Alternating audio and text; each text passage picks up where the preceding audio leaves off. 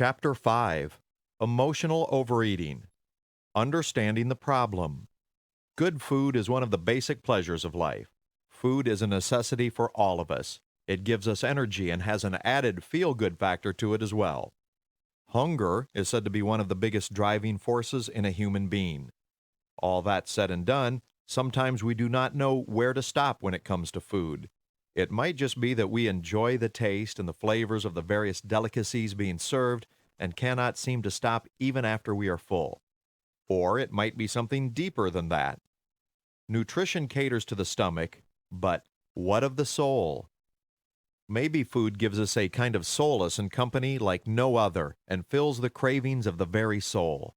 Emotions are sometimes difficult to understand, but when it comes to food, more and more scientists and researchers and even nutritionists are attributing overeating as an emotional compensation or maybe having a psychological attachment to men and women in today's age.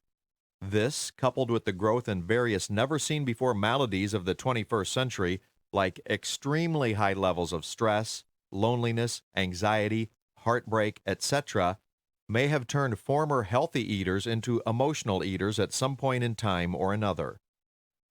The classic image in movies and books of a woman eating a gallon tub of ice cream after a breakup is cliché, but unfortunately also reality. Although, as I have mentioned in my food addiction book, I have witnessed teen boys and adult men consuming entire packages of cookies and cartons of ice cream. Cause and reaction.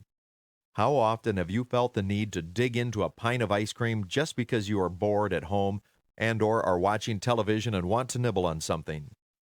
Or maybe you have this insane urge to have sex, and your latest date hasn't called you back, and you turn for solace to the chocolate lying in the fridge. Or maybe even your boss keeps on asking you to stay late after work hours, and since you are up for a promotion, you cannot say no. So you pass those long work hours with a constant stream of snacks and salty foods. Maybe nowadays, every time you go shopping, you end up picking the junk foods and unhealthy convenience foods before you even enter the vegetable section or the fresh food section. You feel justified in your actions as these foods taste good and make you happy and are always the first things that finish up in your household. It might also be that such foods are easier to eat, as they do not require much or any cooking and go with your busy schedule and lifestyle. Whatever the case may be, it seems natural to crave certain foods due to certain reasons at certain points of time in your life. This is the starting point of emotional eating, where you do not just eat to fill your stomach and satisfy hunger, but for other reasons. These are the times that lead to some specific cravings, which need to be instantly satisfied. But surprisingly, these cravings do not just disappear with the filling of the stomach, but go on and on. Many are of the opinion that foods cater to a certain vacuum, which is momentarily filled with the instant rush that comes with the taste and the psychological satisfaction. The vacuum may be created by financial problems and unemployment, which translate to incapability, relationship issues and problems, major fights with loved ones leading to a sense of loneliness and sadness, stress, which goes hand in hand with a sense of frustration, health issues and disease, and finally, tiredness and fatigue, which sometimes means that you feel too lazy to cook or are just happy to eat whatever you have on hand. Mostly the foods that go hand in hand with such feelings and emotions are fatty foods or junk foods with a high sugar or salt content, as they provide an instant burst of energy. In fact, the stress hormone cortisol specifically craves such foods due to the ensuing reaction of pleasure.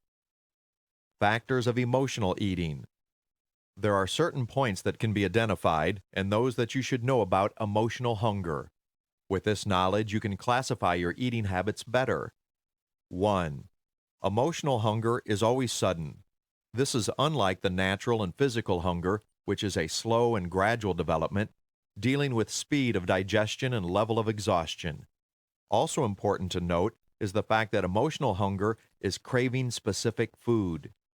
That means that not just any food can satisfy the need for the moment. A person wants very specific food items when such a hunger pang or desire comes on. For example, a bag of salty crisps or a box of chocolate ice cream or a pizza with extra cheese. The list can go on. 2. Emotional hunger often leads to overeating and/or senseless eating which cannot be stopped. This kind of hunger loses connection with the fact of whether you are full or not. As mentioned above, this hunger is psychological. Effects. This kind of eating habit, at one point of time or another, can lead to a significant weight gain unless you are blessed with a fantastic metabolism. It may also lead to health problems, as overeating of fatty foods is extremely unhealthy in the long run. Guilt is another byproduct of such eating habits. Once the momentary rush of pleasure wears off, one feels incredibly guilty about the food consumed. Stomach aches may also follow. It might also be that the emotions that trigger the overeating and the hunger do not go away even after you have eaten. This is when you know that you need to take another alternative to food. That said, if you have identified the cause of your emotional eating, then address it instead of keeping it on the back burner. 10 ways to overcome emotional overeating. See my Pinterest board pin for more help on this. Pinterest.com/Petra loves bats/childhood-obesity. Deal with your emotions in positive ways. Journaling. I have new journals coming soon to assist you. Talk with friends or a therapist. Painting, a hobby, go to a movie. Anything but reaching for the chips and ice cream. For most people, distraction is a good remedy. Whenever you feel the urge to have a specific food, distract yourself by thinking of something else. Positive affirmations can help reprogram the mind, and there are plenty available on various topics, or you can write your own. You could also count till 100 just to give your mind something else to do. Exercise, such as yoga, meditation, and other stress coping skills, can help with emotional overeating. Never stop being active. Food needs to be burned, even healthy food, and exercise is a known stress reliever. So take 10 minutes out of every day at least for any physical activity. If it is stress, then reduce your workload or sort out the issues that lead to it. Meditation is also wonderful for stress. Create rituals. Coping mechanisms in the form of rituals help to deal with certain triggers. For example, whenever there is the urge to eat because of your emotions, take a bath instead. If the problem is sadness, then try watching a happy movie or going out with friends or doing something that makes you happy. Relationship conflicts can be resolved with understanding. If the situation cannot be resolved, then get out of it altogether. Your happiness and peace of mind matters most for the health of your body and soul. Also important is to get involved in a healthy activity or to get a hobby. Since emotional eating is psychological, this is the method that works wonders in the long run. For example, join a dance class or take a course, etc. This will also help you meet new people and provide you with positive stimulus. I will post information about these on the Pinterest board I have created for you, so don't forget to check it regularly.